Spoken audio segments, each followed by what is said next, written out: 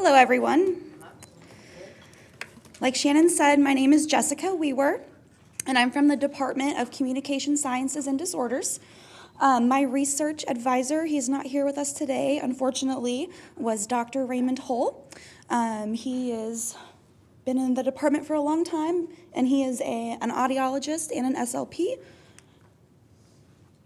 So I want to first talk about some key terms. The first one is part of speech, abbreviated POS. This is an important term for my project because without having identified the part of speech, I would not have been able to identify a dominant word. So having the part of speech is the grammatical role that a word plays.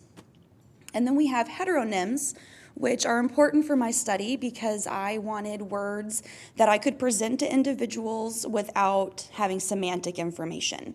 And heteronyms, being words with the same spelling but different pronunciations, rely on the words around them in order to indicate what word that word actually is.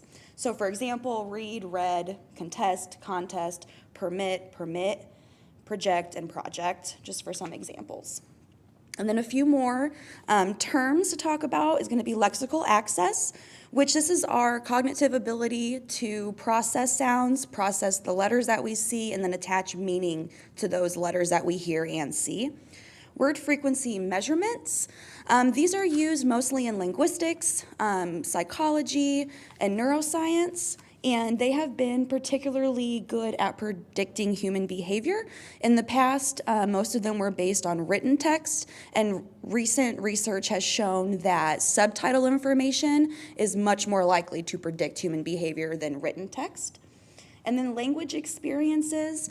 This is important when we get to our discussion and conclusion because I did find some differences in language experiences based on gender. So first, to talk about a few, the three main factors for word frequency measurements. There's going to be three things that really impact the quality and validity of the frequency database. And that is the size of the corpus or the collection of words that have been gathered.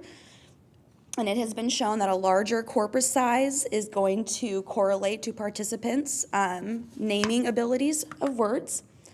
And then the sample text used in generating that corpus, again, whether it's written like a textbook or a newspaper, or if it's subtitle from movies and television. And then individual differences in language, again, gender, culture, age, and how those impact our ability to comprehend and receive information. So my research question was, will Sublex US, a subtitle word frequency database, predict human behavior in word recognition? So Sublex US is comprised of about 51 million word entries from adult television and movie subtitles. So anything like PG-13 would have been excluded from this. So for methods, we're presenting words in isolation, again, to remove that semantic information. And by doing this, I could provide my participants with a word Rolodex, and I would go through all 10 words, and I would just ask them, what word is this? And then I would report it. If my participant tried to give me another one, or if they thought of the other pronunciation, I didn't accept it, and I just moved on to the next word. And then for our POS, for our part of speech from the from the database, this database is free source. It's open on the internet from the Department of Experimental Psychology and Gannett. I'm not sure how to pronounce the university, so that's my bad. But it is available through Excel files. So they have lots of different databases that you can choose. And I chose the one that had the part of speech information because that's going to tell me if the nouns, verbs, adjectives were dominant. So again, I chose the database because it has a 51 million word roughly entries, and then it's based on that film and television subtitle. I had 48 participants here on campus. I found them mostly here in the RSC, some on the West Campus. 24 were women, 24 were men. The average age range was 18 to 23. In order to qualify as a participant, you had to be between ages of 18 and 45. You had to be a native English speaker, since I wasn't looking at international students or foreign language speakers. And then you had to possess no known hearing or language disorders, because obviously that pathology would affect your abilities. And then heteronym selection. So these here are the 10 words that I chose. And how I chose those was I went through multiple websites, pulled out as many heteronyms as I could. Then I went through and determined which ones solely had a noun and verb pronunciation, kicked out the rest of them, and then put all of those noun and verb words into Excel. And then Excel generated 10 random words. So I used those in that flip Rolodex that I was talking about. So then again with administration, there was no control over word presentation. I simply just started in the first word, the last word, whichever it was. And then if the participant again provided more than one pronunciation, I just ignored and moved on to the next word. So my results did show through a 2-sample t-test and through a Pearson correlation coefficient test that my 2 groups, my participant groups and my subtitle database group, were from a similar distribution, and that they did share a positive correlation.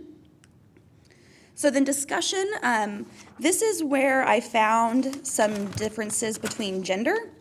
So men were 80% more likely to respond with the noun, and women were 70% more likely to respond with the verb. I find that to be interesting. Here on this slide, you can see in the chart here, if you look at console and console and convict and convict, there are some gender discrepancies there. I believe that these are based on gender bias and just that language experience that we have within our gender. But this is something that needs more research so that we can use that kind of information to better those word frequency databases.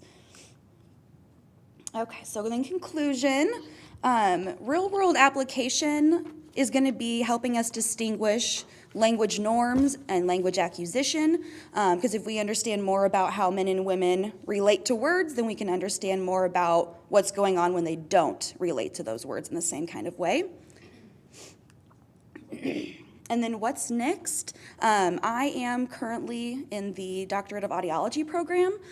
We just finished our first semester yesterday, so very exciting.